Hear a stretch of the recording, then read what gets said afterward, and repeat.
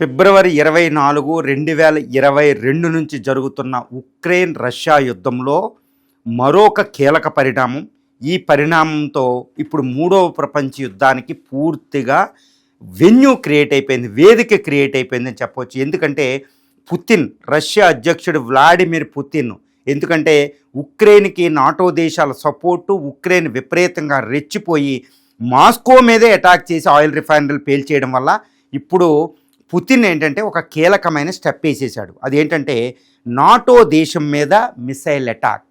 NATO దేశమైన Poland, చాలా కీలకమైన దేశం, ఉక్రెయిన్తో బౌండరీ ఉన్న ఈ పోలాండ్ దేశం మీద తన యొక్క KH-101 అనే క్రూయిజ్ మిసైల్, చాలా డేంజరస్ క్రూయిజ్ మిసైల్ని తన యొక్క Tu-95 లాంటి బాంబర్ ద్వారా ప్రయోగించినట్టు తెలుస్తుంది. ఇది ఇప్పుడు పోలాండ్లోనే, అంటే రష్యా బౌండరీ నుంచి పోలాండ్లో 100 కిలోమీటర్ల లోపలికి వెళ్ళి అక్కడ కరోలినా అనే ప్రాంతంలో 10 మీటర్ల ఒక క్రాటర్ని, ఒక లోతైన గొయ్యిని ఏర్పాటు చేసినట్టు తెలుస్తుంది. ఈ యొక్క మిసైలు ఈ పోలాండ్ ఎయిర్ స్పేస్లోకి వెళ్ళినప్పుడు వెంటనే పోలాండ్ తన యొక్క F-16 బాంబర్స్ని పంపించినట్టు తెలుస్తుంది, ఫైటర్ జెట్ని. ఇప్పుడు మిగిలిన నాటో దేశాలు కూడా తమ యొక్క హెలికాప్టర్ని, తర్వాత తన యుద్ధ విమానాలను, యూరో ఫైటర్లను రంగంలో దించాయి. అయినప్పటికీ రష్యా మిసైల్ని అడ్డగించడం ఎవరి తరం కూడా కాదు. అది KH-101 వెళ్ళి పోలాండ్లో పడినట్టు తెలుస్తుంది. ఎవరు ఇంజూర్ అవ్వకపోయినా పోలాండ్ మీద ఈ KH-101 లాంటి మిసైల్ ప్రయోగం అంటే మరి వ్లాడిమిర్ పుతిన్ ఇచ్చిన మెసేజ్ ఏంటంటే, మిమ్మల్ని మూడో ప్రపంచ యుద్ధానికి నాటో దేశాలు రండి, ఎందుకంటే ఉక్రెయిన్కి సపోర్ట్ చేస్తున్నారు, ఉక్రెయిన్ సపోర్ట్ ఆపుతారా, నాతోనే డైరెక్ట్గా ప్రత్యక్ష యుద్ధానికి వస్తారంటూ ఇప్పుడు వ్లాడిమిర్ పుతిన్ నాటోని ఎంటైర్ 32 దేశాల నాటో కూటమిని ఛాలెంజ్ చేసినట్టు తెలుస్తుంది. మరి ఇప్పుడు ఏంటి అంటే, ఎంతటి దారుణమైన విషయం అంటే, ఉక్రెయిన్ ఏంటంటే జెలెన్స్కీ విపరీతంగా రెచ్చిపోతున్నారు. రీసెంట్గా టర్కీ క్యాపిటల్ అంకారాలో జరిగిన నాటో సమ్మిట్లో జెలెన్స్కీ తీసుకెళ్ళి నాటోలో సభ్య దేశం కాకపోయినా జెలెన్స్కీకి ఈక్వల్ ప్రయారిటీ ఇచ్చి $80 బిలియన్ ఆర్థిక సహాయం, $60 బిలియన్ ఆయుధాలు, ట్రైనింగ్ ఫెసిలిటీ ఇచ్చారు. అంటే నాటో దేశాలు ప్రత్యక్షంగా ఉన్నాయి. తర్వాత నాటో దేశాలు ఉక్రెయిన్ వెనక ఉండడం వల్ల ఉక్రెయిన్ రెచ్చిపోతుంది. అదర్వైజ్ ఉక్రెయిన్ దగ్గర అసలు శక్తే లేదు. తర్వాత ఉక్రెయిన్ కూడా వార్ ఆఫ్ అట్రిషన్కి పాల్పడుతుంది. అంటే రష్యా విపరీతంగా నష్టపోతుంది ఆర్థికంగా, సైనిక పరంగా. 5 లక్షల మంది రష్యన్ ఆర్మీ సరిపోయారు. కాబట్టి ఇంకా యుద్ధాన్ని కొనసాగిస్తే రష్యా, ఈ నాటో దేశాల సపోర్ట్ ఉన్న ఉక్రెయిన్కి ఎగ్నెస్ట్గా రష్యా ఇంకా యుద్ధం చేస్తే రష్యా ఓటమి అనివార్యం. కాబట్టి ఇంకా పుతిన్ కీలకమైన నిర్ణయం తీసుకున్నట్టు తెలుస్తుంది. ఎంటైర్ నాటోని డైరెక్ట్గా యుద్ధం చేయడమే బెటరు, ఈ ఉక్రెయిన్ వెనకాల ఉండాలి తెరచాటు నుండే ఉన్న దేశాలతో కాకుండా డిసైడ్ అయిపోయాడు. అందుకే నాటో మీద, పోలాండ్ మీద, కీలకమైన దేశం మీద డైరెక్ట్ అటాక్ చేశాడు అనేది మనం అక్కడ విశ్లేషణ పరంగా మనం చూసుకోవచ్చు. మరి ఇప్పుడు రష్యా ఇప్పుడే కాదండి, అంతకుముందు నార్డిక్, నార్వే, స్వీడన్, ఫిన్లాండ్ల మీద, తర్వాత జర్మన్ ఫ్రాంక్ఫర్ట్ ఎయిర్పోర్ట్ మీద, బాల్టిక్ నేషనల్, ఎస్తోనియా, లాత్వియా, లిథుయేనియాల మీద కూడా ఈ మిలిటరీ డ్రోన్లు, సైబర్ అటాక్లు చేశాడు. కానీ ఇది ఇంకా తీవ్రమైన అటాక్. అది నేను కాదు అని చెప్పగలిగారు ఎవరో మిస్టీరియస్ అటాక్. కానీ ఇది KH-101 మిసైల్ అనేది డైరెక్ట్ అటాక్ చేసి, అంటే నాటోని డైరెక్ట్గా యుద్ధానికి, మూడో ప్రపంచ యుద్ధానికి ఆహ్వానం చేసిన. నాటోని ఇన్వైట్ చేయడం అంటే, నాటో రష్యాల మధ్య యుద్ధం అంటే అది థర్డ్ వరల్డ్ వార్. ఇంకా anyone can tell, even laymen కూడా చెప్పగలుగుతారు.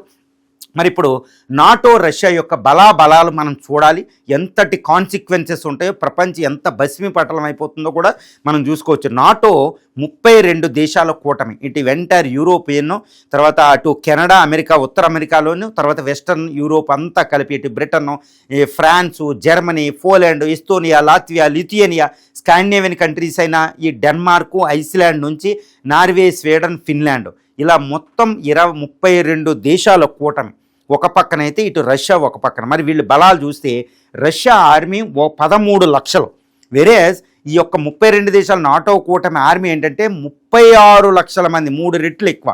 యుద్ధ విమానాలకు వస్తే నాటోకి 20,000 యుద్ధ విమానాలు, అమెరికా 14,000 కలిపి, వేరేజ్ రష్యాకి 4,200, అంటే 5 రెట్ల ఎయిర్ ఫోర్స్ ఎక్కువ ఉంది ఈ నాటో దేశాలకి. తర్వాత ట్యాంకులు వస్తే 12,000 నాటోకి, దీనికి 5,600, ఒకటి కంటే 2 రెట్లు ఎక్కువ ఉన్నాయి. ఇది అనమాట. తర్వాత నేవీ చూస్తే 720 షిప్లే రష్యాకి, కానీ దీనికి 12,500 షిప్లు ఉన్నాయి, డబ్బులు ఉన్నాయన్నమాట. సో ఈ విధంగా చూస్తే నాటో చాలా శక్తివంతం అన్ని విషయాల్లో. కానీ ఇప్పుడు అణ్వు ఆయుధాల విషయానికి వస్తే రష్యాని తట్టుకోవడం నాటోకి అసంభవం. ఏది ఏ విధంగా అంటే, రష్యా దగ్గర 5,500 అణ్వాయుధాలు. కానీ నాటో దేశాల దగ్గర అంటే అమెరికా, ఇటు బ్రిటన్, ఫ్రాన్సు ఈ 3 దేశాలని కలిపితే దాని దగ్గర 5,600 అంటే రష్యాతో సమానమైన అణ్వాయుధాలు. ఇది అసలైంది. అందుకనే రష్యా మీద నాటో డైరెక్ట్గా యుద్ధం చెయ్యదు, ఎందుకంటే అణ్వాయుధాల పరంగా. ఎందుకంటే రష్యా దగ్గర ఈ యొక్క దారుణమైన మిసైల్స్ ఉంటాయండి. ఏది మనకు తెలుసు, సాతాన్, RS-24, RS-28 లాంటి మిసైలు, బులవాయ, తర్వాత పోసిడాన్ అనే ఈ యొక్క రేడియేషన్ సునామీ తెప్పించేది, తర్వాత ఇంత దారుణమైన వెపన్స్, డెడ్ హ్యాండ్, ఇంకా అత్యున్నతంగా డెడ్ హ్యాండ్ జార్ బాంబులు. దీన్ని తట్టుకోవడం నాటో తరం కాదు. అందుకే నాటో డైరెక్ట్గా యుద్ధం చేయదు. ఉక్రెయిన్ వెనకాలండి అర్జునుడు వెనకాల శిఖండి మాదిరిగా చేస్తున్నాడు. అంటే అర్జునుడు ఉక్రెయిన్ కాదని కానీ వెనకాలండి చేయడం అంతే. కాబట్టి ఇక్కడ ఏమి లేదు. మరి రష్యా ఇప్పుడు డైరెక్ట్గా ఛాలెంజ్ చేసింది.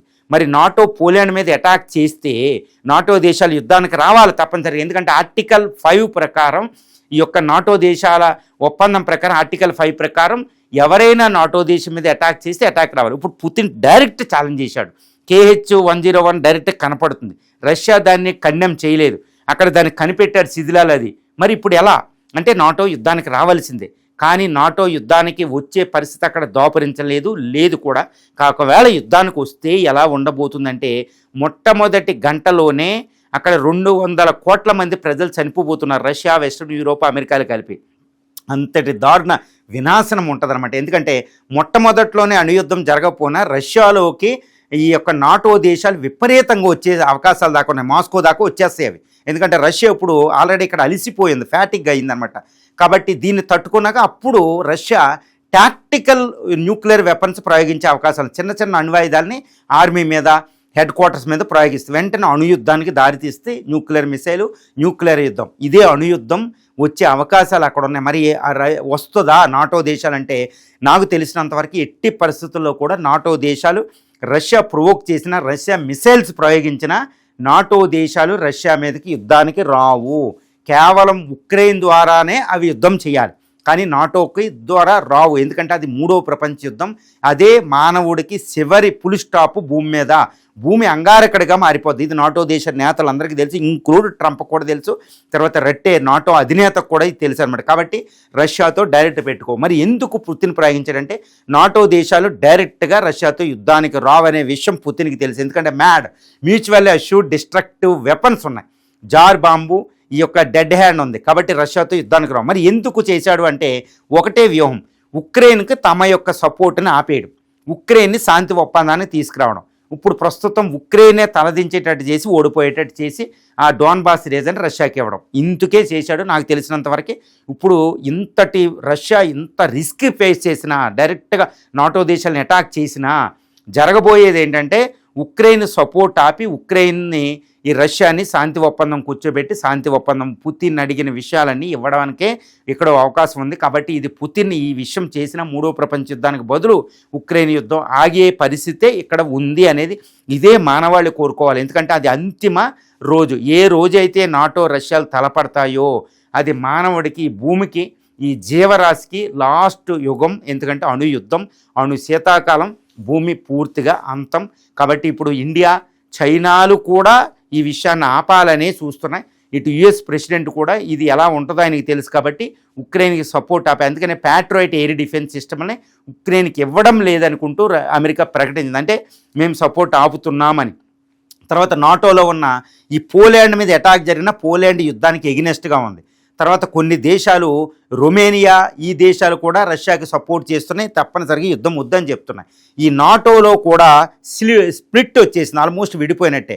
కెనడా కూడా యుద్ధం వద్దని చెప్తున్నాయి. కాబట్టి నాటోలో ఇప్పుడు ఏంటంటే రష్యా, ఉక్రెయిన్ మధ్య ఇంకా చాలు, ఈ యుద్ధం ఆగాలని ఇప్పుడు కోరుకుంటున్నాను. ఎందుకంటే పుతిన్ రెచ్చిపోవడం అంటే డెడ్ హ్యాండ్ చేతిలో పెట్టుకుని ఇంకా వాళ్ళ అంతం. కాబట్టి యుద్ధం ఆగుతుంది అనేది మనం చూడొచ్చు, లేదా మాత్రం 3వ ప్రపంచ యుద్ధం.